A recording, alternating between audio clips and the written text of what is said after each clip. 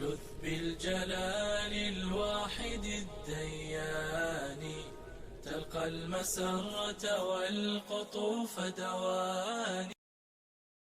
ونتوكل عليه ونعوذ بالله من شرور أنفسنا ومن سيئات أعمالنا.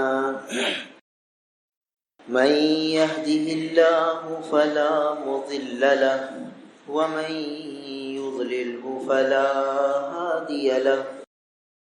ونشهد أن لا إله إلا الله وحده لا شريك له.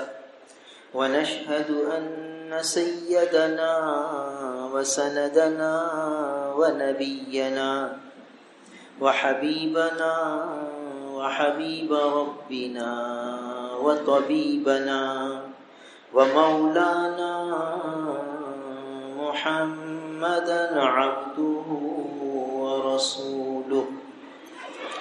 أما بعد. باب من اتقى المحارم فهو أعبد الناس. وبه قال حدثنا بشر بن هلال الصواف البصري قال حدثنا جعفر بن سليمان عن أبي طارق عن الحسن عن أبي هريرة رضي الله تعالى عنه وعنهم أجمعين قال قال رسول الله صلى الله عليه وسلم من يأخذ عني هؤلاء الكلمات فيعمل بهن أو يعلم من يعمل بهن. فقال أبو هريرة فقلت أنا يا رسول الله. فأخذ بيدي فعدت 5 وقال اتق المحارم تكن أعبد الناس وارضى بما قسم الله لك تكن أغنى الناس وأحسن إلى جارك تكن مؤمنا وأحب للناس ما تحب لنفسك تكن مسلما ولا تكسر الضحك فإن كثرة الضحك تميت القلب او كما قال علیہ الصلاۃ والسلام. میرے محترم بزرگوں اور عزیز بھائی، یہ ترمذی شریف کی ایک روایت ہے جس میں رسول اللہ صلی اللہ علیہ وسلم چند اہم باتوں کی نصیحت فرمائی ہے اور کچھ اہم اعمال تعلیم فرمائے جس کا تعلق ہماری پوری زندگی سے ہے. اگر ایک آدمی ان باتوں پر عمل کر لے تو اس کی زندگی خوشگوار ہو جائے، اس کی زندگی میں رحمتوں کا نزول ہو جائے، اس کی زندگی میں برکتیں آ جائیں اور وہ جنت کے راستے پر گامزن ہو جائے. بہت قیمتی نصیحتیں، بہت قیمتی باتیں. 5 باتوں کا رسول اللہ صلی اللہ علیہ وسلم نے اس میں التزام کا حکم دیا کہ یہ 5 کام کر لو تو 5 قسم کی تمہیں نعمتیں مل جائیں گی، 5 قسم کے تمہیں انعام مل جائیں گے. اور بڑی اہتمام سے ان باتوں کی تاکید فرمائی اور تعلیم فرمائی. حضرت ابو ہریرہ رضی اللہ تعالیٰ عنہ سے روایت ہے، فرماتے ہیں کہ رسول اللہ صلی اللہ علیہ وسلم نے فرمایا کہ کون ہے جو مجھ سے یہ کلمات حاصل کرے پھر ان پر عمل کرے، یا ایسے شخص کو سکھا دے جو اس پر عمل کرے. خود عمل کرے، خود عمل نہ کر سکے تو ایسے آدمی کو سکھا دے جو اس پر عمل کرے. حضرت ابو ہریرہ رضی اللہ تعالیٰ فرمائے کہ میں نے کہا انا یا رسول اللہ، اے اللہ کے رسول میں یہ کلمات حاصل کرنا چاہتا ہوں. تاکہ اس پر عمل بھی کروں گا، لوگوں کو بھی بتلاؤں گا۔ تو رسول اللہ صلی اللہ علیہ وسلم نے میرا ہاتھ پکڑ لیا اور 5 چیزوں کو گنوایا، ایک ایک کر کے ہاتھ پکڑ کر 5 باتیں سکھائیں اور فرمایا کہ اتق المحارم تکن اعبد الناس، اللہ کی حرام کی ہوئی چیزوں سے بچ، تو سب سے بڑا عبادت گزار بن جائے گا۔ گویا عبادت گزار بننے کے لیے حرام سے بچنا ضروری ہے، اور اس پر تفصیلی بات پہلے گزری ہے کہ جتنے حرام کام ہیں ان سے آدمی بچے، پھر تو اس کو عبادت عابد کہا جائے گا اور اس کو عبادات کی تاثیر ملیں گی۔ اور اگر یہ حرام سے نہیں بچتا تو پھر کتنی ہی ظاہری عبادت کی شکل بنا لے، تاثیر نہیں ملے گی، اثر نہیں ملے گی۔ لہٰذا ایک روایت میں آتا ہے کہ ایک آدمی سفر کی حالت میں ہے، اس کے بال بکھرے ہوئے ہیں، کپڑے میلے کچیلے ہیں، اور وہ بیت اللہ میں پہنچ چکا ہے اور بیت اللہ کی ملتزم سے چمٹ کر یا رب یا رب یا رب کی صدائیں لگاتا ہے۔ تو سفر کی حالت یہ مستقل قبولیت کی علامت ہے کہ سفر کی حالت میں اللہ تعالیٰ دعائیں قبول فرماتے ہیں۔ چاہے دنیا کے اعتبار سے آدمی سفر پہ جا رہا ہے، تجارت کے لیے جا رہا ہے، شادی بیاہ میں شرکت کے لیے جا رہا ہے، سفر میں دعائیں قبول ہوتی۔ تو بعض بزرگوں کا معمول تھا کہ جو لوگ انہیں دعاؤں کی درخواست کرتے تو وہ ایک کاپی ان کے پاس ہوتی تھی، اس میں اس کا نام لکھ لیتے، اور جب بھی سفر پر جاتے، اب سفر میں تو آدمی فارغ ہوتا ہے، تو ہم لوگ تو سفر میں کیا کرتے ہیں کہ مختلف قصے گوئیوں میں لگ جاتے ہیں کہ بھئی اب ٹائم پاس کرنا ہے، وقت گزارنا ہے۔ تو 2 ساتھی ہیں تو کہاں سے کہاں کی باتیں بے مقصد بے مصرف موضوعات پر گفتگو کرتے چلے جاتے ہیں کہ ٹائم پاس ہو رہا ہے، اور جو اللہ والے ہوتے ہیں وہ اپنے وقت کو قیمتی بناتے ہیں۔ تو وہ بزرگ کیا کرتے کہ جب سفر شروع ہوتا تو وہ ڈائری نکالتے اور جن جن کے نام لکھے ہیں ان کے نام لیتے اور دعا کرتے کہ یا اللہ یہ فلاں ابن فلاں نے دعا کی درخواست کی ہے، یا اللہ اس کی تمام حاجتیں پوری فرما، یا اللہ فلاں ابن فلاں نے دعا کی درخواست کی ہے، اس کی فلاں حاجتیں پوری فرما۔ اب بتائیے، ایک ایک کا نام لے کر وہ دعا فرماتے، یا اللہ سفر کی حالت میں آپ دعائیں قبول فرماتے، تو اپنے لیے بھی مانگتے، اپنے رشتہ داروں کے لیے بھی مانگتے، اپنے دوستوں کے لیے بھی، اور جن کے نام لکھے ہوئے سب کے نام لیتے۔ اب بتائیے سفر کتنا قیمتی بنا اور کتنا حق ادا ہوا دوستوں کا، عزیزوں کا، اقارب کا۔ تو نام لے کر دعائیں کرنے کا وقت ہمارے پاس ہے ہی نہیں، اور جو وقت ملتا ہے، جو موقع ملتے ہیں نام لے کر دعا کرنے کے، وہ ہم باتوں میں اور بے مصرف گفتگو میں گنوا دیتے ہیں۔ ایک بزرگ گزرے ہیں علی میاں، ان کا نام تھا ابو الحسن علی ندوی رحمہ اللہ، بہت بڑے اللہ والے، انڈیا کے بزرگ ہیں، اجمی ہیں، مگر عرب والے بھی ان کی جو ہے نا ادب احترام کرتے تھے، عرب کے لوگ ان کی تعظیم کرتے تھے۔ تو ان کی ماں ان کے لیے دعا کرتی تھی کہ اللہ میرے علی، ان کا نام علی تھا، ان کو گھر میں علی میاں کہتے تھے، اور پورا القاب تھا ابو الحسن علی ندوی رحمہ اللہ رحمۃ واسعہ۔ تو ان کی والدہ ان کا نام لے کر اکثر دعا فرماتی، تہجد گزار تھی ان کی والدہ، کہ یا اللہ میرے علی کو اپنے دین کی خدمت کے لیے قبول فرما، اور اے اللہ میرے علی سے کوئی ایسا کام نہ ہو جس سے دین یا اہل دین کی رسوائی ہو، میرے علی سے ایسا کوئی کام نہ ہو کہ جس سے میرے دین کی رسوائی ہو، اہل دین کی رسوائی، اور اس سے دین کا کام لے۔ اب یہ ماں کی دعائیں ہیں، نام لے کر دعائیں۔ آج ہم اولاد کا بھی دعائیں کرتے ہیں، اولاد کے لیے نام لے کر نہیں کرتے، اور ہماری دعائیں بس مختصر ہوتی ہیں، بس ہاتھ اٹھائے اور پھیر لیے۔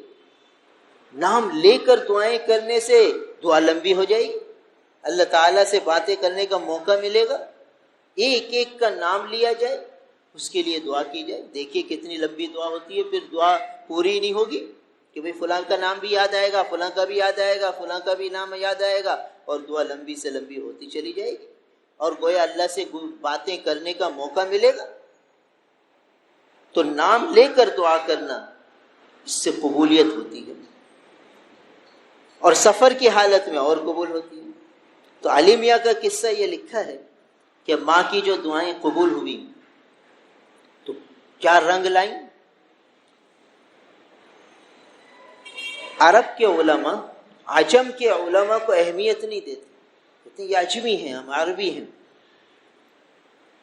مگر شاہ فہد نے بیت اللہ کی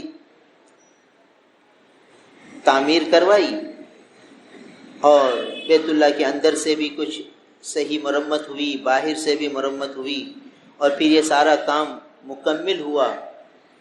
تو شاہ فہد نے علماء کو کہا کہ عرب علماء کہ بھئی اب یہ بیت اللہ کا جدید تعمیر ہے، اب اس کا افتتاح کرنا ہے، اب کون کرے؟ اور بڑے بڑے علماء عرب موجود ہیں، ائمہ حرمین شریفین موجود ہیں، امام کعبہ موجود ہیں، اب سب مشورہ فرما رہے ہیں کہ بھئی کون کس شخص کو جو ہے نا اس اتنی بڑی سعادت کے لیے طے کیا جائے۔ اب علماء عرب جو عجم کو اہمیت نہیں دیتے، سب نے متفق رائے دی کہ علی میاں کا نام علی میاں کو دیا جائے یہ اعزاز۔ علی میاں آئے اور انہوں نے وہ جو فیتہ کاٹتے ہیں جو آج کل دستور ہے، تو نئی تعمیر کا افتتاح ابو الحسن علی ندوی رحمہ اللہ نے فرمایا۔ ماں کی دعائیں یہاں تک پہنچا دیتی ہیں، نام لے کر ہوں تو، اور سفر کی حالت میں اور دعائیں قبول ہوتی، اور بندہ اللہ کے قریب ہو جاتا۔ تو اب روایت میں آتا ہے کہ ایک آدمی سفر کی حالت میں ہے اور بال بکھرے ہوئے ہیں، کپڑے میلے ہیں، یہ سب ایسی چیزیں ہیں جو اللہ کی رحمت کو کھینچنے والی۔ پھر بیت اللہ میں ہے جہاں ہر وقت رحمتیں برستی ہیں، پھر ملتزم سے چمٹا ہوا ہے، بھئی یہ تو گویا اللہ تعالیٰ سے گویا کہ جو ہے بالکل اللہ کے دامن سے چمٹ گیا۔ اب کتنی رحمتوں کے سارے اسباب جمع ہیں، سفر کی حالت، پراگندگی کی حالت، بیت اللہ میں موجود، ملتزم سے چمٹا ہوا، سب اسباب رحمت، سب نزول رحمت کے اسباب موجود ہیں۔ یہ سارے اسباب ایسے ہیں جو رحمتوں کو کھینچتے ہیں، ایک سبب بھی اختیار کر لو اللہ کی رحمت کے حصول کے لیے کافی ہے۔ اب یہاں اتنے سارے اسباب رحمت جمع ہیں، اور روایت میں آتا ہے کہ وہ کہتا ہے یا رب یا رب، اے میرے رب اے میرے رب، اللہ کو پکارتا ہے۔ تو فرمایا کہ مگر اس کا حال کیا ہے کہ اس کا لباس حرام، اس کا پینا حرام، اس کا کھانا حرام، فَأَيْنَ يُسْتَجَابُ، اس کی دعا کیسے قبول ہو، کیسے قبول ہو اس کی دعا؟ اتق المحارم تکن عابد الناس، اللہ کی حرام کی ہوئی چیزوں سے بچو، بہت بڑے عابد بن جاؤ۔ تو یہ دیکھیے کتنی بڑی شکل عبادت کی تھی، اتنے بڑی عبادت کی شکل بھی قبولیت کا سبب نہیں بن رہی۔ کیوں نہیں بن رہی؟ کہ حرام سے بچا ہوا نہیں۔ تو ہم میں سے ہر ایک ذرا غور کر لے کہ کہیں حرام لقمہ تو ہمارے پیٹ میں نہیں جا رہا، ساری عبادت کی تاثیر ختم ہو جاتی۔ کہیں حرام آمدنی، کوئی مشتبہ آمدنی، کسی کا حق غصب کیا ہوا ہمارے پاس تو نہیں۔ بہت سے لوگ اس طرح مطمئن ہوتے ہیں کہ میرے پاس تو کوئی غصب ہے ہی نہیں، اللہ کا شکر ہے۔ یہ دیکھے کہ بہنوں کو میراث میں سے حصہ دے دیا کہ نہیں دے دیا؟ اگر نہیں دیا تو یہ غاصب ہے۔ اچھا بھائی، اس نے تو دے دیا ہے، اس کے باپ نے دیا تھا کہ نہیں دیا تھا؟ چونکہ باپ سے اس کو ملا ہے، تو اب یہ غور کرے کہ میری باپ نے میری پھوپھیوں کو دیا تھا کہ نہیں دیا تھا؟ نہیں دیا تھا تو آج حساب کرے اور ادا کرے۔ اللہ کا شکر ہے بہت سے ایسے ساتھی آتے ہیں مسئلہ پوچھنے کے لیے کہ بھئی یہ ہمارے ابا نے تو دیا نہیں تھا، اب اللہ نے ہمیں نواز دیا ہے، ہم دینا چاہتے ہیں اپنی پھوپھیوں کو، اس کا کیا طریقہ ہے؟ پوچھتے ہیں مسئلہ۔ جن کے دل میں آ جاتا ہے کہ بھئی ہمیں حق ادا کرنے، تو پھر اس طرح حق ادا کرنے کے لیے آتے ہیں، اور نہیں تو حق غصب کر لیتے ہیں اور سمجھتے ہیں کہ بھئی ٹھیک ہے، صدقہ خیرات خوب کرتے ہیں اور خوش ہوتے ہیں کہ بھئی ہم تو اتنا کر رہے ہیں، مسجدیں بنا رہے ہیں، ادھر ادھر دین کے کاموں میں لگا رہے ہیں، اور مطمئن ہیں کہ بھئی بڑا اچھا اللہ کا فضل ہے کہ ہم نیک کاموں میں اپنا مال خرچ کر رہے ہیں۔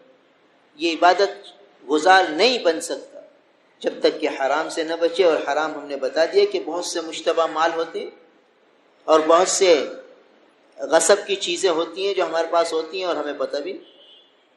اس لیے بہت احتیاط سے چلنا ہے، حرام چیزوں سے ہمیشہ بچنا ہے۔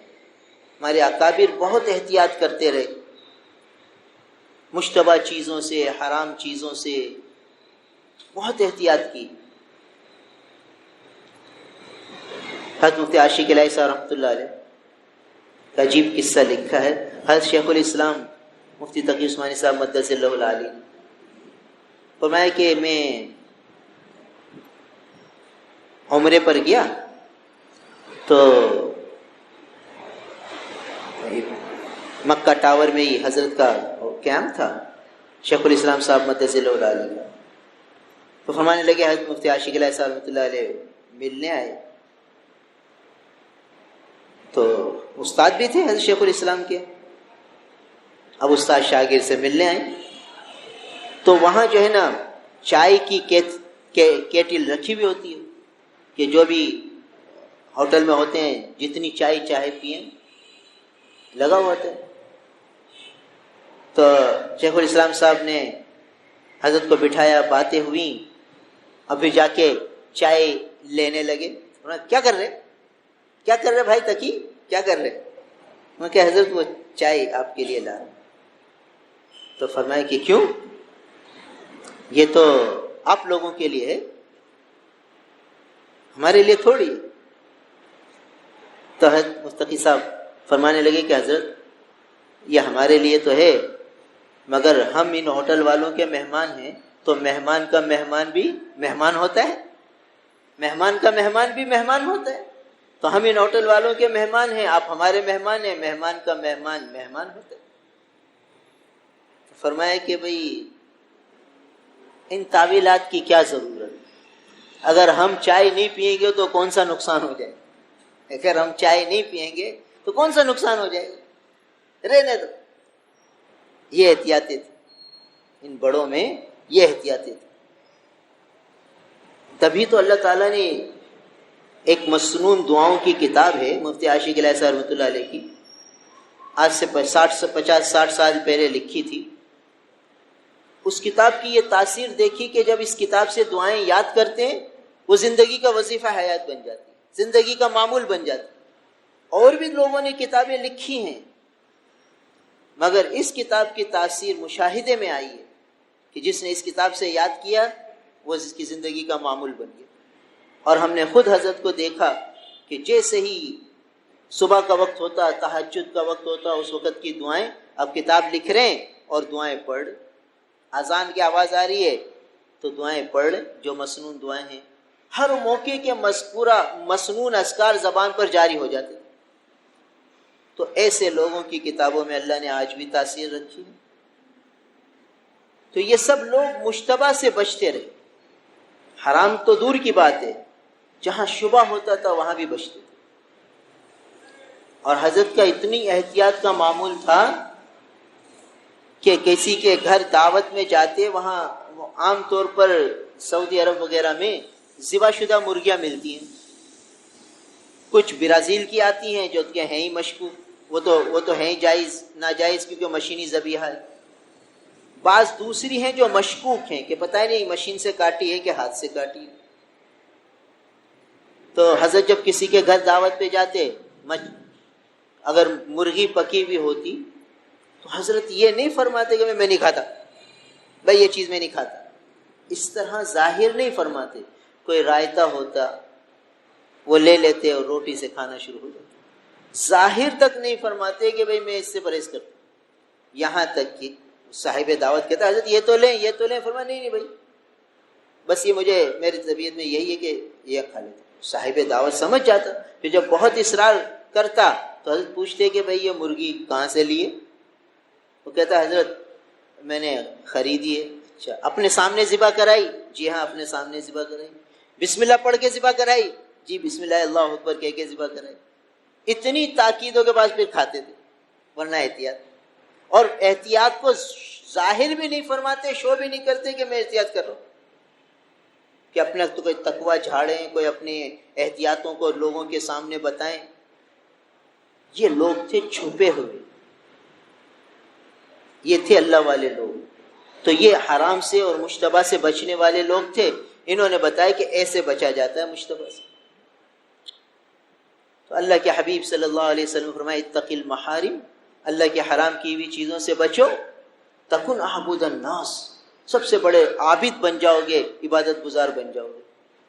تو ہم میں سے ہر ایک غور کرے، جہاں کوئی بھائی کھانے پینے میں گڑبڑ ہے احتیاط کرے تاکہ عبادت کے راستے پر آئے. بہت ساری عبادتیں کر لے اور حرام سے نہ بچے تو سمجھو کہ کچھ بھی نہیں. ساری عبادت کی تاثیر اور جان نکل گئی، روح ختم ہو گئی. اس لیے چوکنا ہو کر چلے.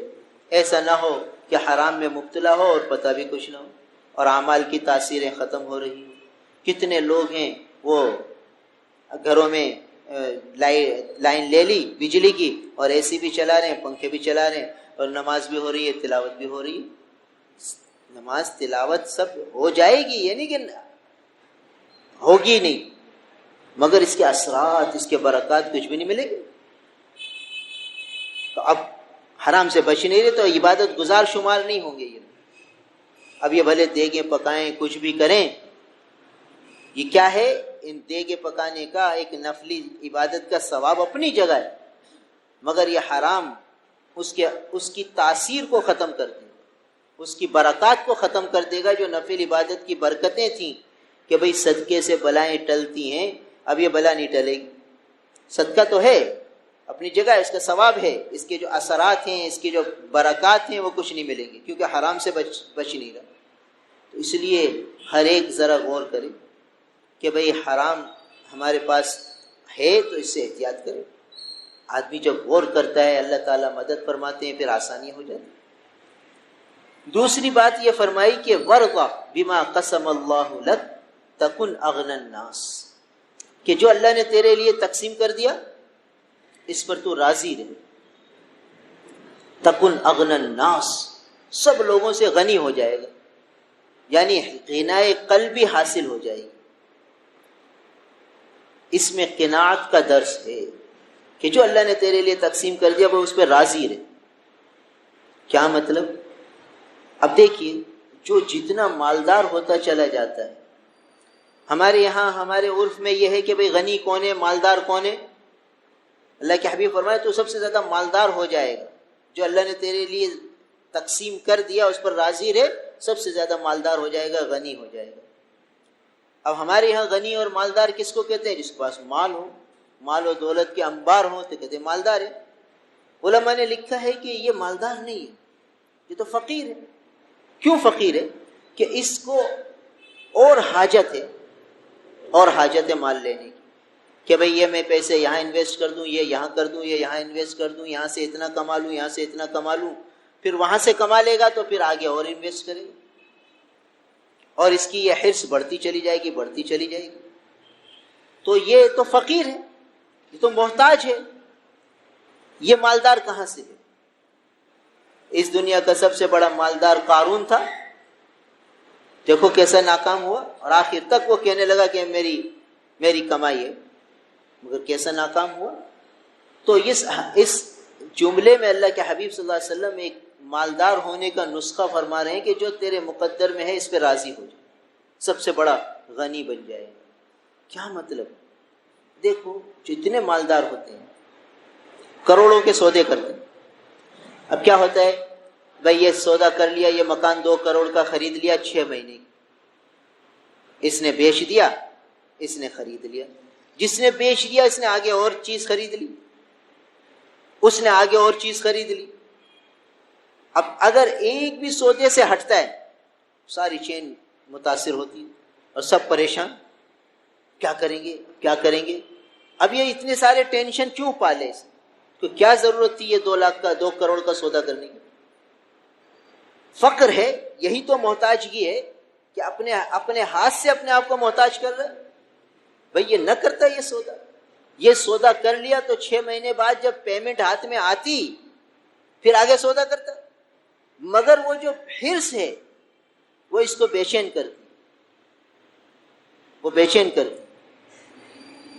شیخ الاسلام صاحب مدثر العالی نے صلاح خطبات میں لکھا ہے کہ ایک بہت بڑے کروڑ پتی آدمی حضرت سے ملے تو حضرت نے فرمایا کہ میں نے اس کو کہا کہ یار تم اللہ نے اتنا نوازا ہے، کچھ آخرت کے کام بھی کرو اور حرام کاموں سے بچو، سود وغیرہ سے بچو. تو بحث مباحثہ کرنے لگ گئے. مالدار ہوتا ہے تو سمجھتا ہے کہ میری عقل تو بہت ہے، میں جو سمجھتا ہوں وہ تو سب کچھ میں ہی سمجھتا ہوں، باقی یہ مولوی کیا سمجھتے ہیں. تو بحث مباحثہ شروع کر دیا. تو میں نے اس کو کچھ باتیں سمجھائیں تو خاموش ہو گیا. تو کہنے لگا مولوی صاحب یہ ہاتھ میں کھجلی ہوتی ہے، اس کا کیا کروں؟ ایک سودا کر لیا، اب اگلا اور دل چاہتا ہے اور سودا کروں اور سودا کروں. یہ کھجلی تو قبر میں جا کے ختم ہوگی، کیسے ختم ہوگی؟ تو یہ حرص ہے، یہ طمع ہے. ایک بزرگ کے پاس ایک مالدار شخص آئے اور انہوں نے حضرت کو بہت بڑی رقم پیش کی. تو حضرت نے فرمایا کہ بھائی اتنی ساری رقم تم مجھے دے رہے؟ کہا حضرت میرا جی چاہتا ہے آپ یہ رقم رکھ لیں، اپنی ضروریات میں خرچ کریں. کہا اچھا، کہا کہ تمہیں اپنے مال بڑھانے کا شوق ہے؟ کہا جی شوق تو ہے، میں چاہتا ہوں اور مال بڑھ جائے. تو کہا یہ لے لو تاکہ تھوڑا اور بڑھ جائے تمہارا. جو اس کو دیا تھا وہ اس کو واپس کر دیا کہ یہ تو تھوڑا اور بڑھ جائے گا تمہارا مال. اگر مجھے تو حرص نہیں ہے مال بڑھانے کی، تمہیں ضرورت ہے مال بڑھانے کی تو لے لو مال اور بڑھا لو مال. تو سٹ پٹا گیا، کہنے لگا کہ حضرت آپ نے تو عجیب درس دے دیا. کب آگے مال بڑھانے کی فکر کرتے رہنا اور اس کے لیے محتاج ہو جانا اور ٹینشن میں آ جانا اور ساری زندگی کو برباد کر دیں.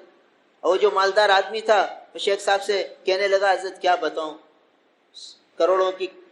کروڑوں میں کھیل رہا ہوں مگر اولاد میری نہیں، بیوی میری نہیں، ملازم میرے نہیں، ہر ایک سے بس الجھنا ہی پڑتا ہے.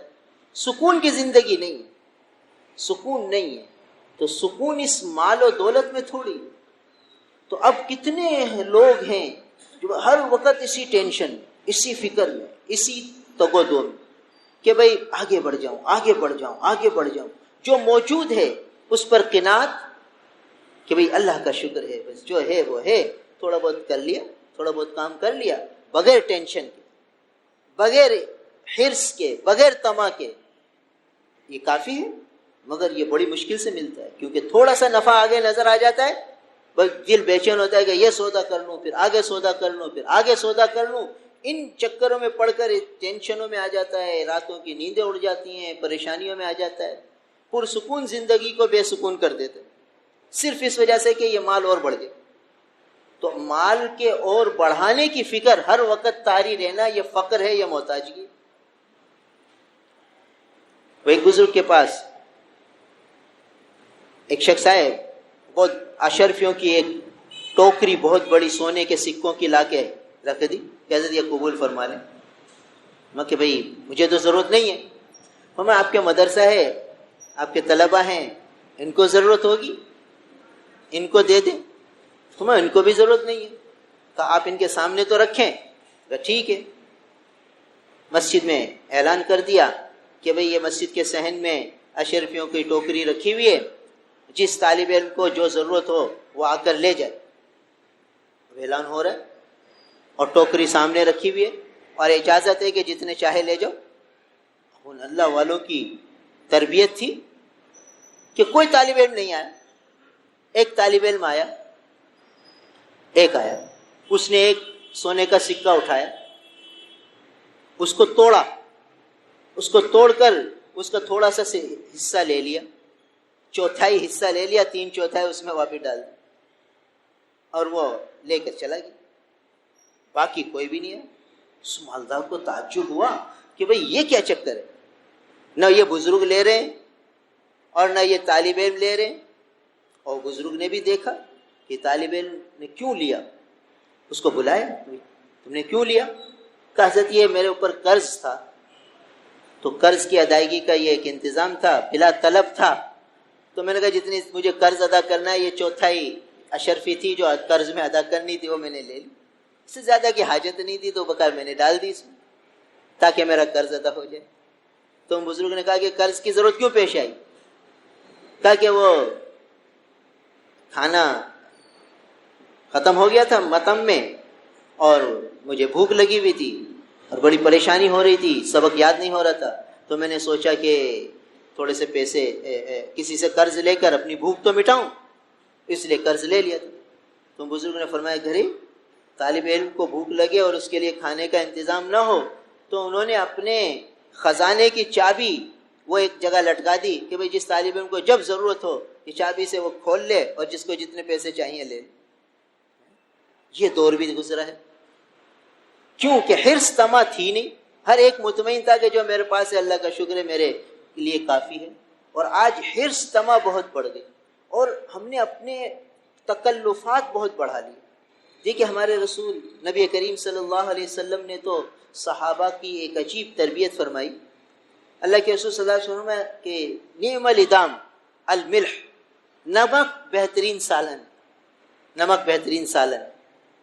اور فرمایا نعم الادام بہترین سالن وہ سرکہ ہے, سرکہ بہترین سالن, نمک بہترین سالن. کیا مطلب کہ بھئی اس سے روٹی کھا لو.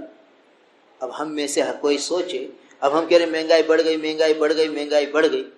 تو حضرت محمد شفیع صاحب رحمۃ اللہ علیہ نے لکھا ہے کہ جناب یعنی آمدنی بڑھانا تو میرے اختیار میں نہیں ہے, خرچ کو کم کرنا تو میرے اختیار میں ہے. جو میرے اختیار کا کام ہے وہ میں کروں. تو ہم لوگ اپنے خرچ کو کم کرنے کے لیے تیار ہیں, خرچ آگے سے آگے بڑھ رہا. ایک عورت پہلے 2000 کا سلواتی تھی, اب 5000 کا سلواتی. 5000 سے کم میں کیسے چلے گی؟ جو 5000 کا سلواتی تھی وہ 8000 کا, جو 8000 کا سلواتی تھی وہ 10 کا. یعنی ہر ایک آگے سے آگے, اور پھر ایک نہیں کئی جوڑے. اور شادیوں میں اتنے اخراجات اور اتنی ساری چیزیں. تو بھائی یہ سب کیوں؟ اسی لیے نا کہ ہم نے بلا ضرورت چیزوں کو اپنے اوپر حاوی کر لیا. اب جب یہ چیزیں ہم نے اپنی زندگی کا حصہ بنا لیا تو اب اس کے حصول کے لیے تدابیر, اور اس تدابیر میں مگن ہونا, ہر وقت بس اس میں لگے رہنا, اور اس میں اتنا کھپ جانا کہ نہ نماز کی, نہ روزے کی, نہ حلال کی, نہ حرام کی کوئی تمیز ہی نہیں.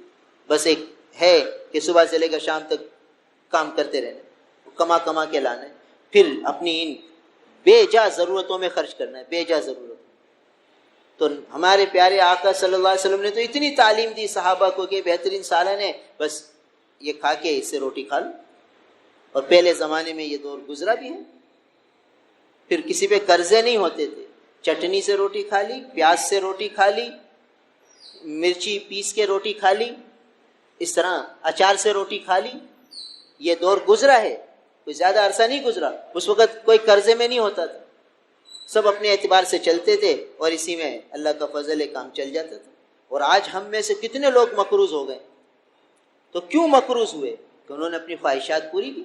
شادی بیاہ میں اتنا خرچہ کرنا ہی کرنا ہے, چاہے قرضہ لینا پڑے, اور قرضہ لے کر اپنے ساری خواہشات کو پورا کرنا ہے. پھر کہتے ہیں بھائی کیا کریں, اب زکاتیں لو اور لوگ ان کو زکاتیں دیں اور یہ اپنے کام کریں سارے. تو اللہ کے حبیب صلی اللہ علیہ وسلم کی تعلیم ہے کہ جو تمہارے لیے اللہ نے تقسیم کر دیا, بما قسم اللہ لک, جو اللہ نے تقسیم کر دیا, تکن اغنى الناس, تو تم لوگوں میں سب سے زیادہ مالدار ہو جاؤ گے. تو یہ بے فکر، یعنی اس فکر میں ہر وقت لگنا کہ بھئی یہ بڑھا لوں، یہ مال بڑھا لوں، اس کو بڑھا لوں، اس کو بڑھا لوں، اس کو بڑھا لوں، اس فکر میں لگنے سے حلال حرام کی تمیز ہی ختم ہو جاتی ہے اور آدمی فقیر بن جاتا ہے اور ہر وقت اسی تگودوں میں رہتے رہتے پھر اسی طرح دنیا سے چلا جاتا ہے. تو یہاں اس سوچ پر رکاوٹ ہے جو موجود ہے، اس پر اللہ کا شکر. اور ہر وقت یہ فکر نہ ہو کہ اس کو کیسے بڑھاؤں، اس کو کیسے بڑھاؤں. جتنا ہے اس پہ شکر، اور مزید کی فکر کرنی ہے تو تھوڑی بہت حلال کو دیکھ کر، جائز کو دیکھ کر، جہاں کوئی خطرہ ہے، کہیں مشتبہ ہے، چھوڑ دو. نہیں کرنا یہ سودا کہ بھئی مشتبہ ہے، بھئی لاکھوں کا نفع ہو رہا ہے، بھلے نفع ہوتا ہے، نہیں کرنا سودا. بہت سے لوگ سودے کر کے پھر آتے ہیں، پھر جب پھنس جاتے ہیں تو آ جاتے ہیں، ورنہ چلتی رہتی ہے گاڑی، ان کی چین چلتی رہتی ہے. تو اس لیے آدمی محتاط رہے اور حرام مشتبہ سے حد الامکان بچے، اور اسی طریقے سے جو اللہ نے دیا ہے اس پر راضی رہے اور اسی کے اندر اپنی ترتیب بنے. اپنے بچوں کو کفایت شعاری سکھائے. آج کفایت شعاری ختم. وہ چھوٹے چھوٹے بچے اسکول جاتے ہیں، 50 روپے لے جاؤ، 100 روپے لے جاؤ. جو بچہ کفایت، اور وہ 100 کے 100 خرچ کر کے آئے، 50 کے 50 خرچ کر کے آئے. جب یہ چیزیں ہم بچوں کو سکھائیں گے تو ان کے ذہنوں میں، دماغوں میں یہی بیٹھے گا کہ بھئی یہ خرچ کرو اور لو اور لو اور خرچ کرو. شیخ الحدیث مولانا زکریا صاحب رحمۃ اللہ علیہ نے آپ بیتی میں بڑا عجیب قصہ لکھا ہے. ان کی والدہ ماجدہ اور ان کے والد ماجد ان کی کیسے تربیت فرماتے تھے.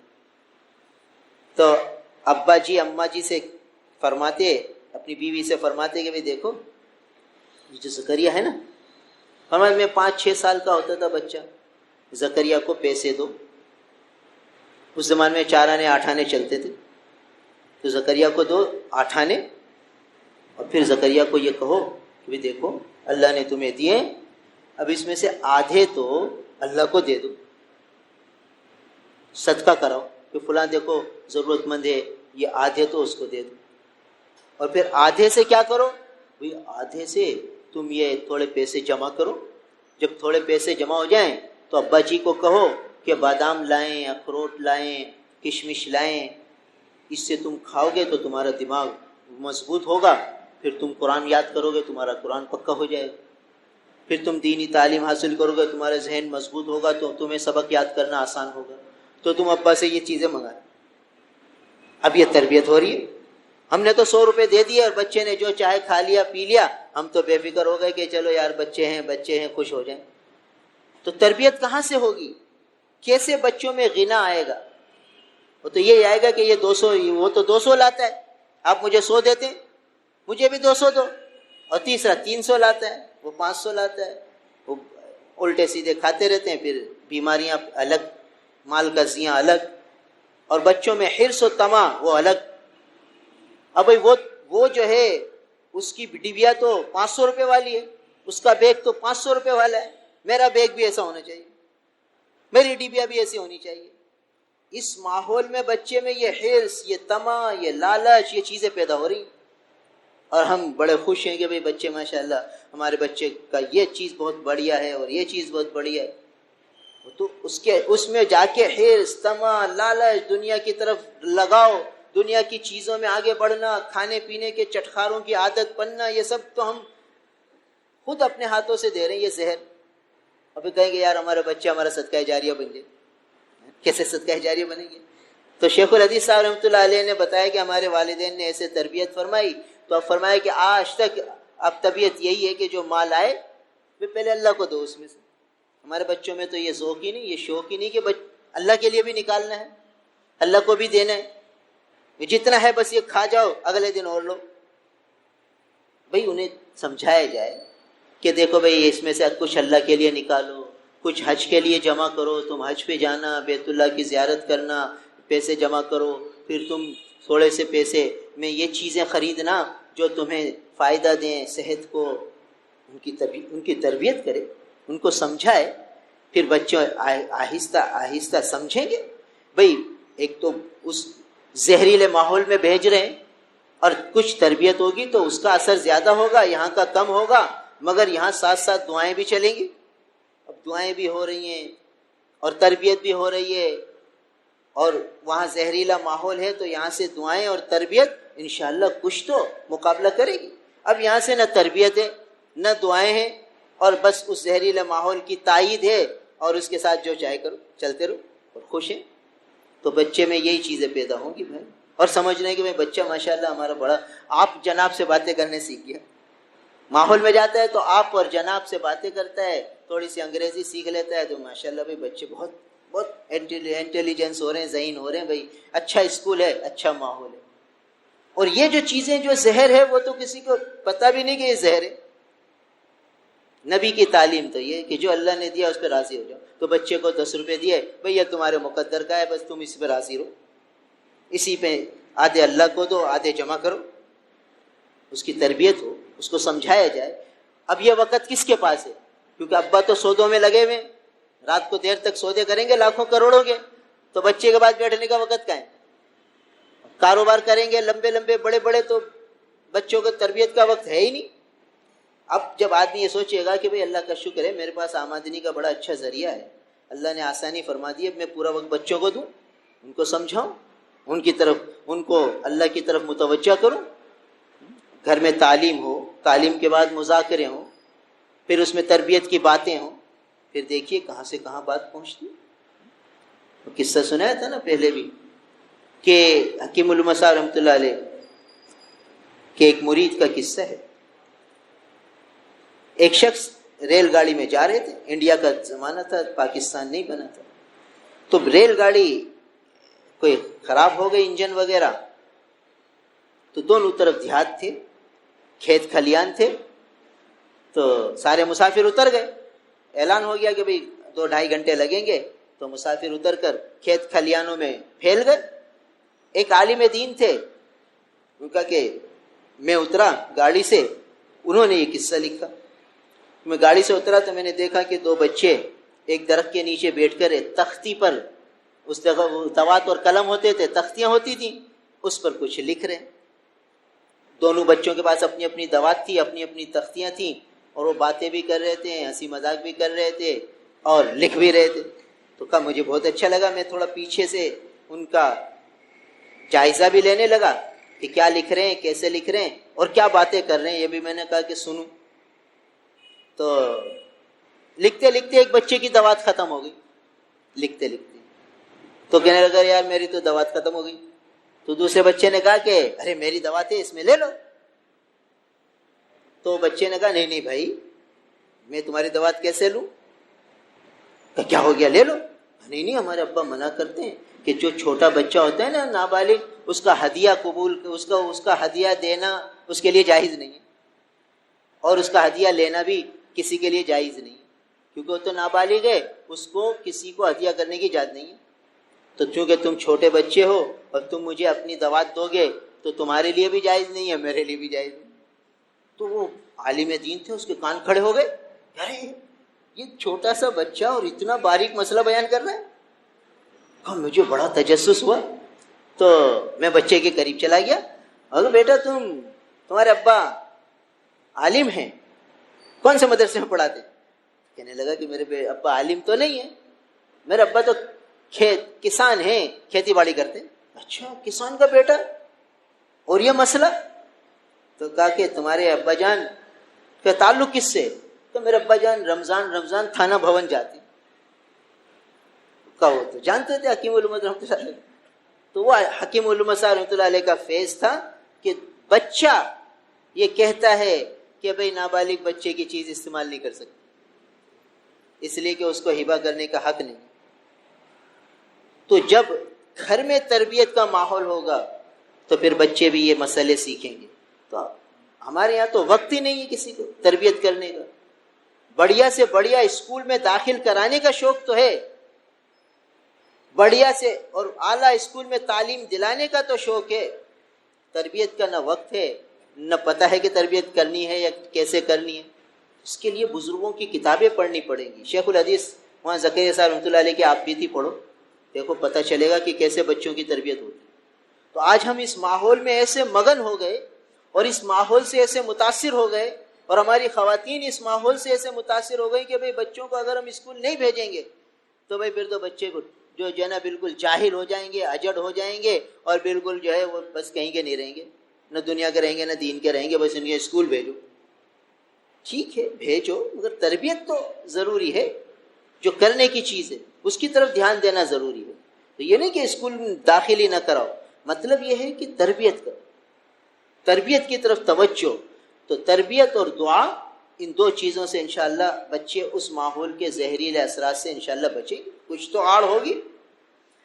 تو یہاں اللہ کے حبیب صلی اللہ علیہ وسلم فرمائے کہ ورضا بما قسم اللہ لک، کہ جو اللہ نے تیرے لیے تقسیم کر دیا اس پہ تو راضی رہ، تکن اغنى الناس، تو لوگوں میں سب سے بڑا مالدار ہو جائے گا۔ تو مالداری کا نسخہ بتا دیا کہ اگر کسی کو مالدار بننا ہے تو جو موجود ہے اس پہ راضی رہے، جس کے پاس 1 لاکھ ہے وہ اس پہ راضی رہے، جس کے پاس 10 لاکھ ہے وہ اس پہ راضی رہے، اور جس کے پاس 50,000 ہے وہ اس پہ راضی رہے، جس کی 5,000 کی ملازمت ہے وہ اس پہ راضی رہے، اور جس کی 1 کروڑ کی آمدنی ہے وہ اس پہ راضی رہے۔ تو یہ نسخہ دیا۔ اب ہم دیکھیں تو 5,000 والا بھی پریشان ہے اور 1 کروڑ والا بھی پریشان ہے۔ 5,000 والا بھی ہر وقت اس فکر میں ہے کہ بڑھ جائے مال، اور 1 کروڑ والا بھی اس فکر میں ہے کہ مال بڑھ جائے۔ تو فکر میں دونوں برابر ہو گئے، دونوں فقیر ہو گئے، دونوں محتاج ہو گئے۔ 5,000 والا اس پہ راضی رہے کہ یہ میرے مقدر میں ہے، جو بڑھے گا تو اللہ خود ہی بڑھا دے گی، جو میرے ذمہ احکامات ہیں اسے پورا کروں، اس میں لگتا رہوں، پھر دیکھیے اللہ کیسی برکت دے دیتے ہیں۔ پھر اللہ تعالیٰ تھوڑے میں برکت دے دیں گے۔ برکت کیا ہے؟ اب ایک آدمی گھر آیا 1,000 روپے کما کے گھر آیا، تو گھر والوں نے کہا بھئی سامان چاہیے۔ اب یہ سامان سبزی خریدنے گیا تو اسے سستی سبزی مل گئی، فروٹ خریدنے گیا تو پھل اسے کچھ سستے مل گئے، اس کے 1,000 میں جتنی ضروریات تھی وہ پوری ہوگی۔ سمجھو اس کے مال میں برکت ہے کہ 1,000 میں اللہ نے اس کے ساری جو ضرورتیں تھیں وہ پوری کر دی، اور وہ خوشی سے کھا رہے پی رہے۔ اور ایک آدمی 10,000 روپے رشوت وغیرہ کے گھر لے کر آیا، جیسے گھر میں داخل ہوا پتہ چلا وہ بچے کو بخار ہے، اسے ڈاکٹر کو دے، 10,000 لایا ہے۔ اب چونکہ وہ رشوت کے ہیں، حرام کے ہیں، اب اس میں برکت نہیں ہے۔ اب کیا ہے؟ اب وہ ڈاکٹر کے پاس گیا تو 2,000 ڈاکٹر کی فیس دے دی۔ ڈاکٹر نے کہا کہ بھئی اس پہ جو ہے وہ یہ ٹیسٹ کراؤ، 6-7 ہزار روپے ٹیسٹ پہ لگ گئے۔ پھر ڈاکٹر نے دوائیاں لکھ دی، 2-3 ہزار روپے دوائیوں پہ، اس کو 2,000 روپے اور قرض لینے پڑ گئے۔ یہ بے برکتی ہے۔ دیکھو 10,000 لا رہا ہے مگر پریشانی میں جا رہا ہے۔ یہ مختلف شعبوں میں، حکومت کے مختلف اداروں میں جہاں بہت رشوتیں چلتی ہیں، وہاں کچھ نیک آدمی بھی ہوتے ہیں، تو وہ کبھی دارالافتاء میں آ جاتے ہیں تو ہم ان سے پوچھتے ہیں کہ جو تمہارے افسر اتنی ساری رشوتیں لیتے ہیں، ان کے گھر کے حالات کا کبھی تم نے جائزہ لیا؟ کہا عجیب حالات، اتنی تکلیفوں میں ہیں، اتنی بے چینیوں میں ہیں، اتنے کرب میں ہیں کہ ہم بیان نہیں کر سکتے۔ اور کہا ہم دیندار ہیں، ہم انہیں سمجھاتے ہیں کہ تم ایسا نہ کرو، مگر وہ عقل میں پردے ایسے پڑے ہوئے ہیں کہ اس کے بغیر چل نہیں سکتے۔ تو کبھی بیوی بیمار ہے، کبھی بچہ بیمار ہے، کبھی کسی کے ساتھ کیا حادثہ ہو رہا ہے، کبھی کسی کے ساتھ کیا حادثہ ہو رہا ہے، یہ سب بھگت رہے ہیں مگر کہہ رہے ہیں یہ چھوڑیں گے نہیں، ایسی چاٹ لگی ہوئی۔ کتنے اداروں سے لوگ آتے ہیں مسائل پوچھنے، تو ہم خاص طور پر یہ سوال کرتے ہیں کہ اپنے آفیسروں کا حال تو سناؤ، ان کے گھر کا حال سناؤ، تو کہتے ہیں یہ آنکھوں دیکھی باتیں وہ سناتے کہ بھئی یہ حال ہے۔ تو دیکھو برکت پھر نہیں ہوتی، تو جہاں بے احتیاطی ہوگی وہاں برکت ختم ہو جائے گی۔ تو اللہ نے فرمایا، اللہ کے حبیب صلی اللہ علیہ وسلم فرمایا کہ جو اللہ نے تیرے لیے تقسیم کر دیا اس پہ راضی رہے۔ تو جس کی 5,000 تنخواہ ہے وہ اس پہ راضی رہے اور اللہ کی تقدیر پہ راضی رہے، جو احکامات شریعت ہیں وہ پورے کرے، پھر دیکھیے اللہ کیسے برکت کے دروازے کھولتے ہیں۔ اس کی 5,000 میں اللہ ضرورتیں پوری فرما دے۔ جس کی 10,000 آمدنی ہے اس پہ خوش رہے، جس کی 1 کروڑ ہے وہ اس پہ خوش رہے، اور تھوڑا بہت اگر کمانا چاہتا ہے تو ایسے انداز سے کہ اس سے دوسرے اپنی زندگی متاثر نہ ہو، اس طرح کرے۔ پھر تیسری بات فرمائی وَأَحْسِنْ إِلَىٰ جَارِكَ تَكُنْ مُؤْمِنًا، کہ اپنے پڑوسیوں سے حسن سلوک کر، احسان کا معاملہ کر، تو مومن ہو جائے گا۔ یعنی مومن ہونے کے لیے پڑوسیوں سے حسن سلوک کرنا پڑے، اس کی بہت تاکید آئی. اور پڑوسیوں میں کون ہوتے ہیں پڑوسی؟ ایک تو دائیں بائیں رہنے والے اور ایک گھر میں رہنے والے. ساس اور بہو یہ پڑوسن تو ہیں. اس کا کمرہ برابر میں، اس کا کمرہ برابر ہے. اب دیکھیے ساس کو گویا حکم ہے کہ وہ بہو کے ساتھ احسان کرے. علماء نے لکھا ہے ایک تو ہے مکافات، یعنی آپ نے میرے ساتھ نیکی کا سلوک کیا، میں نے بھی آپ کے ساتھ نیکی کا سلوک کیا، اس کو مکافات کہتے ہیں. برابری، آپ نے بھی میرے ساتھ اچھا سلوک کر دیا، میں نے بھی آپ کے ساتھ اچھا سلوک کر دیا. آپ نے میری خدمت کر دی، میں نے آپ کی خدمت کر دی. یہ ہے مکافات، برابری. اور آپ نے میرے ساتھ نیکی کی، میں نے آپ کے ساتھ برا سلوک کیا، یہ ہے کمینہ پن، کمینگی ہے کہ آپ میرے ساتھ نیکی کر رہے ہیں، میرے ساتھ اچھائی کر رہے ہیں، میں آپ کے ساتھ برائی کر رہا ہوں، برا سلوک کر رہا ہوں. اس کو کمینہ پن کہتے ہیں. اور ایک یہ ہے کہ آپ میرے ساتھ برائی کر رہے ہیں، میں آپ کے ساتھ اچھائی کرتا چلا جاؤں، یہ احسان ہے. اس کو احسان کہتے ہیں کہ بہو کتنا ستاتی رہے، یہ احسان پہ احسان کرتی رہے، یہ ہے احسان. اب بہو نے اچھا کیا، اس نے بھی اچھا کر دیا، تو یہ تو مکافات ہے. بہو نے برا کر دیا، اس نے بھی برا کر دیا، اس نے اس کو ستایا، اس نے اس کو ستایا، تو یہ تو مکافات ہے. یہ احسان تھوڑی ہے. حکم ہے احسن الی جاری، اپنے پڑوسی کے ساتھ احسان کرو. جو پڑوسی کے ساتھ احسان کا حکم ہے تو یہ تو اور صاحب بالجنب ہیں، بالکل ساتھ کے پہلو کے رہنے والے. اور شوہر بیوی پر احسان کرے، بھلے وہ کتنا ستاتی رہے، کتنا تنگ کرتی رہے، اور بیوی شوہر پر احسان کرے. تو جب ہر طرف سے احسان ہی احسان ہوگا، پھر دیکھیے کہ تکن مومنہ، تو مومن بن جائے گا. اعلیٰ درجے کی ایمانی کیفیات سے اللہ نوازیں گے. یعنی بہو ساس کے ظلم ستم برداشت کر رہی ہے، اور حسن سلوک کر رہی ہے، تو ایمانی کیفیات اللہ اسے دے دیں گے. یہ آج کیوں نہیں ہے ایمانی کیفیات؟ لڑائی جھگڑے ہیں، دونوں طرف سے سر پھٹول ہے، دونوں طرف سے بدگمانیاں ہیں، لڑائیاں ہیں، جھگڑے ہیں. کیوں؟ ایمانی کیفیات ہی حاصل نہیں ہو رہی. ایمانی کیفیات کیا ہیں؟ تکن مومنہ، تو مومن ہو جائے گا. ایمان کیا ہے؟ ایمان دل کی کیفیت بدلنے کا نام ہے، کہ اس کی کیفیت آخرت کی طرف مائل ہو جائے. ہر لمحے آخرت کا استحضار، قبر کا، حشر کا، میدان حشر کا، جنت کا، دوزخ کا، بس یہ کیفیات ہر وقت دل میں مستحضر. یہ ہے ایمانی کیفیت. یہ صحابہ کو حاصل تھی. پھر کیا ہوتا تھا؟ ایک سری آتی تھی تو 7 گھروں میں چکر لگاتی تھی. ایمانی کیفیات یہ تھی کہ بھئی آخرت کو دیکھنا ہے. مگر آج کیا حال ہے؟ حسن سلوک ختم ہو گیا. ہر ایک یہ کہتا میرے ساتھ ظلم ہو رہا ہے، کہتا میرے ساتھ ظلم ہو رہا ہے، کہتا میرے ساتھ ظلم ہو رہا ہے. ایک صاحب آئے دارالفتہ میں، کہنے لگے کہ بھئی میری بیوی چلی گئی ہے، اور جو ہے 7 مہینے سے وہاں بیٹھی ہوئی ہے اپنے بہنوئی کے گھر، بچے بھی لے گئی ہے، اور 7 مہینے سے مجھے بچوں سے ملنے بھی نہیں دیتی. کہ بھائی بڑا ظلم کیا تم پر اس نے. انہوں نے کہا تم یہ بتاؤ کہ تم نے 7 مہینے میں بچوں کا خرچہ بھیجا؟ کہ میرے بچوں سے ملنے نہیں دیتے، میرے بچوں سے ملنے نہیں دیتے، میرے بچوں سے تمہارے بچوں سے واقعی تمہیں نہیں ملنے دیتے، وہ ان کا ظلم ہے. تم نے 7 مہینے میں اپنے بچوں کے لیے، تمہارے بچے ہیں نا، کتنا خرچہ بھیجا؟ تو خاموش. میں کہا تمہیں اس کا ظلم نظر آ رہا ہے، اور تم 36 آدمیوں کو یہ کہتے ہو کہ انہوں نے مجھ پہ ظلم کیا، مجھے بچے نہیں ملانے دیتے، بچے نہیں ملانے دیتے، بچے نہیں. تم نے اس کو خرچہ کیوں نہیں بھیجا؟ تمہیں 7 مہینے ہر مہینے خرچہ بھیجنا چاہیے. تمہارے 3 بچے وہاں ہیں، ان کو وہ کھلا رہے ہیں، پلا رہے ہیں، سب کچھ کر رہے ہیں، وہ ان کا احسان نہیں ہے؟ تمہیں خرچہ دینا چاہیے. اب میں تمہیں کیا وظیفہ بتاؤں؟ ظلم تو تم بھی کر رہے ہو. تم وظیفہ لینے آئے ہو کہ میں مظلوم ہوں، تو مظلوم کے ساتھ تو اللہ کی مدد ہوتی ہے. تو تم مظلوم تو ہو نہیں، تم بھی ظالم ہو. میں تمہیں وظیفہ بتاؤں گا تو اللہ کی مدد آئے گی کیسے؟ تو وظیفہ کا سارا نور ختم ہے. تم پہلے اس کو 7 مہینے کا خرچہ دو، پھر ہر مہینے کا خرچہ بھیجو، چاہے وہ تمہیں ملنے نہیں دے. وہ ملنے نہیں دیتے تو خرچہ کیوں بھیجو؟ ملنے نہیں دیتے تو خرچہ کیوں بھیجو؟ تو کہ یہ آ گیا، یہ مکافات آ گئی. احسان ہے نہیں نا. ہر آدمی، کتنے ایسے آدمی وہی ان کے ذہنوں کے اندر یہ بیٹھا ہوا ہے کہ ہم مظلوم ہیں، اور سامنے والا ظالم ہے، 1% بھی ان کے ذہن میں یہ نہیں کہ میں بھی ظالم. پھر جب اس قسم کے سوالات ہم کرتے ہیں تو سٹ پٹا جاتے ہیں. اور آئے ہیں وظیفہ پوچھنے تو ہم کہتے ہیں وظیفہ یہی ہے کہ 7 مہینے کا خرچہ بھیجو، یہ ہے وظیفہ. اب یہ وظیفہ کیسے پورا کرے؟ اس میں تو جان جا رہی ہے، مال جا رہا ہے.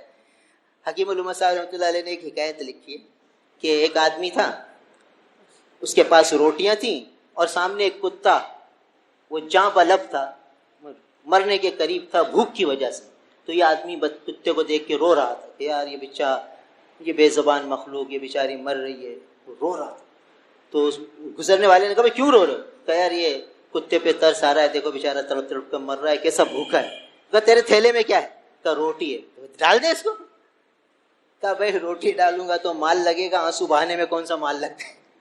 آنسو بہانے میں کون سا مال لگتا ہے؟ تو روٹی ہے، یہ تو مال لگ جائے گا. تو یہ ہمدردی ہے ہماری کہ میری اولاد مجھے ملنے نہیں دیتے، مجھ پہ ظلم ہو رہا ہے. اب تجھ پہ ظلم ہو رہا ہے تو اپنی اولاد ہے تو اپنی اولاد کو خرچہ تو بھیج، یہ تیرا وظیفہ ہے. اس وظیفے کے بعد پھر اللہ کی رحمت نازل ہوگی. کیوں؟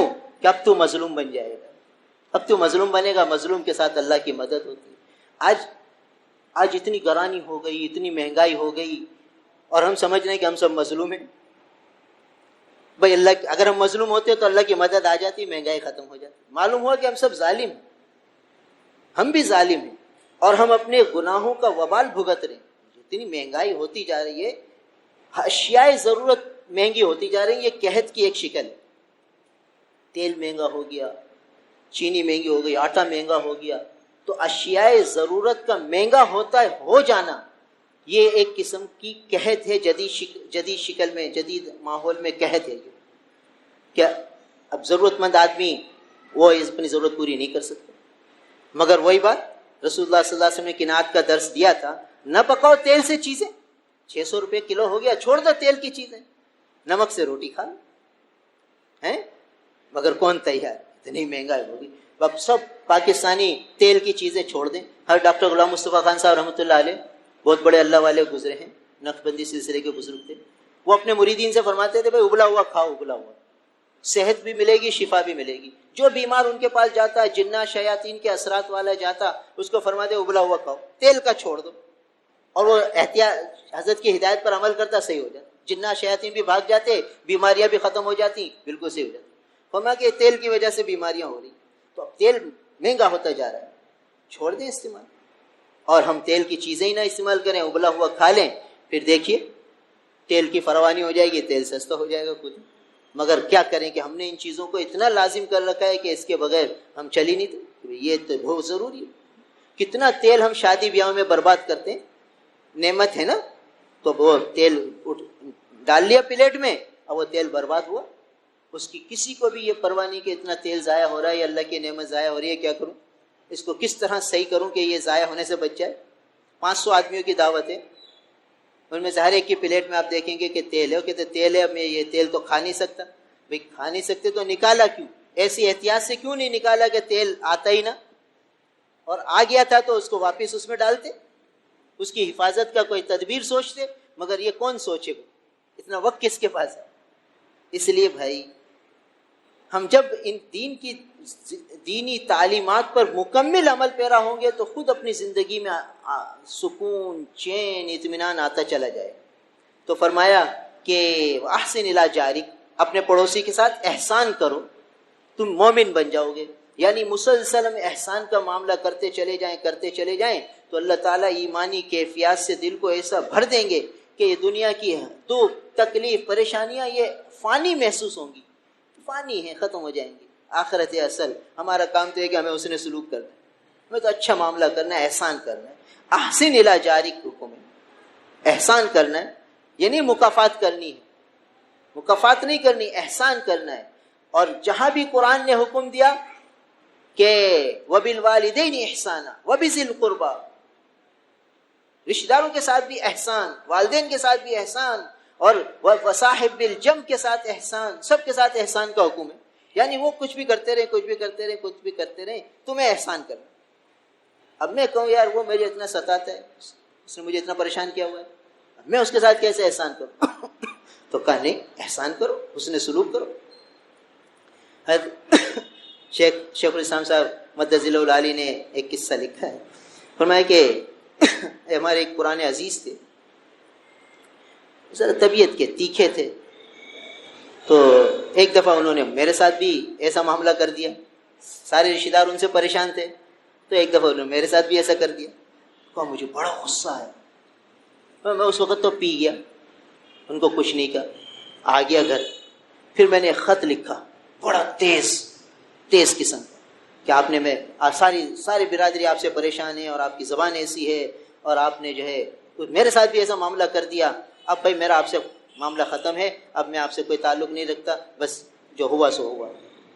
کہا یہ خط لکھا میں نے، اور ہمیں میری عادت تھی کہ میں ابا جی رحمۃ اللہ علیہ کو دکھا دیتا تھا، مفتی اعظم پاکستان مفتی مشفی صاحب رحمۃ اللہ علیہ، فرمایا کہ وہ میں خط جو ہے ابا جی کے پاس لے گیا کہ ابا جی میں نے یہ لکھا ہے، تو ابا جی نے کہا اچھا بھائی ابھی چھوڑ جاؤ، بعد میں بات کریں گے تم سے۔ کہ 2 دن بعد ابا جی نے مجھے بلایا، کہا تقی آ جاؤ، تمہارا خط میں نے پڑھ لیا۔ اب ہمیں دیکھو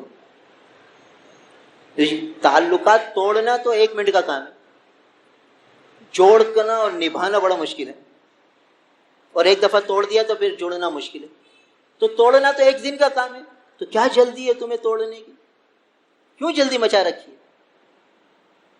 برداشت کرو۔ پھر فرمایا کہ میں نے تمہارا خط لکھا ہے، کہ دیکھا تمہاری ساری باتیں پڑھی، اور اب میں نے بھی ایک جوابی خط لکھا ہے تمہاری طرف سے ان کے لیے، یہ بھی پڑھ لینا۔ تو پھر میں نے وہ بھی پڑھا، تو وہ زمین آسمان کا فرق تھا، شکوہ اس میں بھی تھا، ابا جی نے بھی خط لکھا تھا مگر ایسی میٹھی زبان تھی، ایسے سلیقے سے تھا انداز، اور شکوہ بھی ساتھ ساتھ تھا کہ آپ نے یوں کر لیا، مجھے بڑا دکھ ہوا، مگر ٹھیک ہے آپ ہمارے بڑے ہیں، آپ یہ ہیں، ہمارے پرانے تعلقات ہیں، اور منع شکوہ بھی ہو گیا، وہ شوگر کوٹڈ تھا، شوگر کوٹڈ ہیں۔ تو کہا وہ میں نے پڑھا تو حیران رہ گیا، اور کہا کہ ابا جی نے یہی سمجھایا کہ دیکھو تعلقات توڑنا بہت آسان ہے، 1 دن کا کام ہے، 1 منٹ کا کام ہے، اور جوڑ کر چلنا اور نبھانا یہ مشکل ہے۔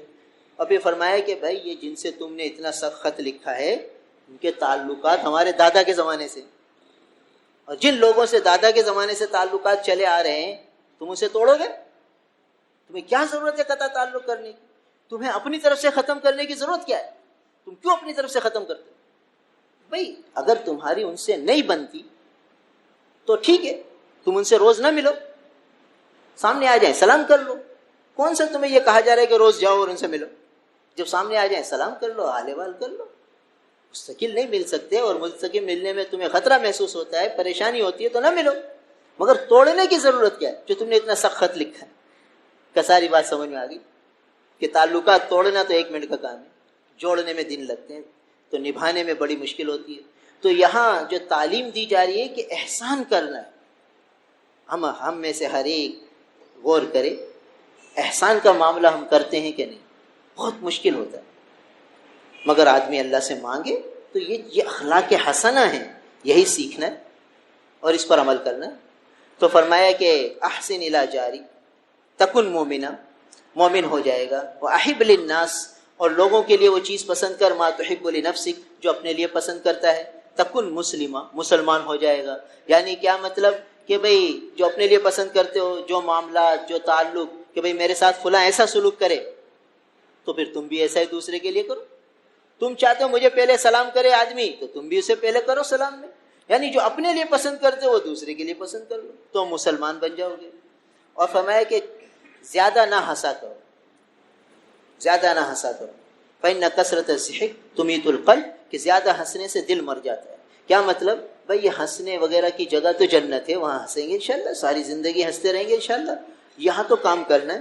وہ جو کام میں لگا ہوا ہوتا ہے اس کو ہنسنے کی کہاں فکر ہوتی ہے؟ تو آج کامیڈی کے چکر میں لوگ پڑے ہوئے، بس یہ موبائل اٹھایا ہنسنے ہنسانے کے کام، اس کو میسج کر دیا، اس کو بھیج دیا، اور بس اسی سے اللہ کے حبیب فرماتے ہیں کہ اس سے دل مر جاتا ہے۔ اور دل کے مرنے سے کیا ہوتا ہے؟ دل کے مرنے سے کیا ہے؟ اعمال صالحہ کی رغبت ختم ہو جاتی ہے، اعمال صالحہ کا شوق ختم ہو جاتا ہے، مسجد میں آنے کی ہمت نہیں ہوتی، قرآن پڑھنے کی ہمت نہیں ہوتی۔ یہ سب دل کے مرنے کی علامت ہے، کیونکہ جب دل مر گیا تو پھر اعمال کا شوق ذوق ختم ہو گیا۔ یہ دل ہی سے تو ہے کہ چاہت ہوتی ہے کہ میں تہجد پڑھ لوں، چاہت ہوتی ہے کہ اشراق پر تک جاگ لوں، چاہت ہوتی ہے تلاوت کر لوں، تو جب آدمی ہر وقت ہنستا رہے گا تو دل مر جائے گا. جب مر جائے گا تو پھر اعمال صالحہ کی جو ہے نا توفیق چھن جائے گی. اس لیے ہر وقت ہنسنے اور ہنسانے سے احتیاط کرے. کبھی کبھی خوش طبعی کر لے, خوش طبعی منع نہیں ہے, مگر ہر وقت بس اسی میں لگا رہے, دوسرا کوئی کام ہی نہ ہو, اس سے منع کیا. اللہ تعالی ہم سب کو عمل کی توفیق عطا فرمائے. الحمدللہ رب العالمین والعاقبۃ للمتقین والصلاة والسلام على رسوله محمد وآله وأصحابه أجمعين. اللهم أنت السلام ومنك السلام تباركت يا ذا الجلال والإكرام. نستغفر الله ونتوب إليك, نستغفر الله ونتوب إليك. یا اللہ ہمارے گناہوں کو معاف فرما دیجیے, یا اللہ ہمارا مواخذہ نہ فرمائیے. اے اللہ اپنا تعلق, اپنا دھیان ہمیں نصیب فرما دیجیے. اے اللہ قدم قدم پر ہماری تربیت فرما دیجیے, ہماری اصلاح فرما دیجیے. اے اللہ اولادوں کی صحیح تربیت کی ہمیں توفیق عطا فرما دیجیے. ہماری اولادوں کو ہمارا صدقہ جاریہ بنا دیجیے, نیک صالح بنا دیجیے. اے اللہ جن نے جو دعاؤں کے لیے کہہ رکھا ہے, سب کی نیک تمناؤں کو, جائز حاجات کو پورا فرما دیجیے. سب کے دکھ درد, سب کی پریشانیاں, بیماریاں, آزاریاں دور فرما دیجیے. سب کے نیک مقاصد میں اعلیٰ سے اعلیٰ کامیابیاں عطا فرما دیجیے. یا اللہ یہ مہنگائی کا عذاب ہے, یہ گرانی کا عذاب ہے, اشیاء ضرورت قوت خرید سے باہر ہونے لگی ہیں.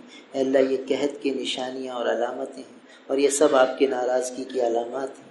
یا اللہ ہم توبہ کرتے ہیں, ہم آپ سے معافی چاہتے ہیں, ہمیں معاف فرما دیجیے. ہمارا مواخذہ نہ فرمائیے, ہماری پکڑ نہ فرمائیے, اپنے فضل و کرم سے ہمیں معاف فرما دیجیے. اے اللہ عافیت کے, سلامتی کے فیصلے نازل فرما دیجیے. اللہم انا نعوذ بک من جمیع سخطک, اللہم انا نعوذ بک من جمیع سخطک. اے اللہ آپ کی ہر قسم کی ناراضگی سے ہم پناہ چاہتے ہیں. اپنے فضل و کرم سے ہم سے راضی ہو جائیے, اپنی ناراضگی کو دور فرما دیجیے. ایک عزیز ہیں نوجوان, کل ان کی ایکسیڈنٹ میں انتقال ہو گیا. ان کا نام عبدالوہاب تھا. ان کے لیے دعا فرمائیں, اللہ تعالیٰ ان کی بخشش فرما دیجیے. اے اللہ ان کی مغفرت فرما دیجیے. اللہم اغفر لہ وارحمہ وعافہ واعف عنہ. اللہم اغسلہ بالماء والثلج کما ینقی الثوب الابیض من الدنس. اللہم اکرم نزلہ ووسع مدخلہ, اللہم اکرم نزلہ ووسع مدخلہ. اللہم ابدلہ دارا خیرا من دارہ وأهلا خيرا من أهله وزوجا خيرا من زوجه. اللهم قه عذاب القبر عذاب النار, اللهم قه عذاب القبر وعذاب النار واغفر لنا وله يا أرحم الراحمين. اے اللہ ان کے پسماندگان کو صبر جمیل عطا فرما دیجیے. اے اللہ ایسے اچانک حادثے میں چلے گئے, آپ ہی سب گھر والوں کو صبر جمیل عطا فرما دیجیے, ہمت حوصلہ عطا فرما دیجیے. اس صدمے کا ان کو بدل عطا فرما دیجیے. اے اللہ اپنی رضا, اپنی معیت ان کو نصیب فرما دیجیے. رضا بالقضاء ان سب کو نصیب فرما دیجیے. اپنے فیس آپ کی قضا پر ان کو راضی رہنے کی توفیق عطا فرما دیجیے. اللہم انا نسألک العافیہ ونسألک دوام العافیہ نسألک تمام العافیہ ونسألک الشکر علی العافیہ. اے اللہ ہم سب کو, اے اللہ ہر قسم کے حادثات سے بچا لیجیے, ناگہانیوں سے بچا لیجیے, پریشانیوں سے, الجھنوں سے بچا لیجیے. خیر کے, عافیت کے, سلامتی کے فیصلے فرما دیجیے. جن نے جو دعاؤں کے لیے کہا ہے, سب کی نیک تمناؤں کو, جائز حاجات کو پورا فرما دیجیے. اے اللہ جو بیمار ہیں ان سب کو شفاء کاملہ عاجلہ عطا فرما دیجیے. جو پریشانیوں میں آ گئے ہیں ان کے لیے عافیت کے راستے پیدا فرما دیجیے. ہمارے اکابر, مشائخ, اساتذہ, والدین جو حیات ہیں, اللہ ان کی عمروں میں خوب برکتیں عطا فرما دیجیے. ان کا سایہ تادیر ہم پر سلامت رکھیے. اور جو دنیا سے رخصت ہو چکے ہیں, اللہ ان کی قبروں کو نور سے بھر دیجیے. اپنی رحمتوں کے نزول کا مرکز بنا دیجیے, کہ قبروں کو باغ جنت بنا دیجیے. ربنا تقبل منا انك انت السميع العليم وتب علينا انك انت التواب الرحيم. اللهم آت محمدا الوسيلة والفضيلة وابعثه مقاما محمودا الذي وعدته. اللهم آت محمدا الوسيلة والفضيلة وابعثه مقاما محمودا الذي وعدته. سبحان ربك رب العزة عما يصفون وسلام على المرسلين والحمد لله رب العالمين. آمين برحمته.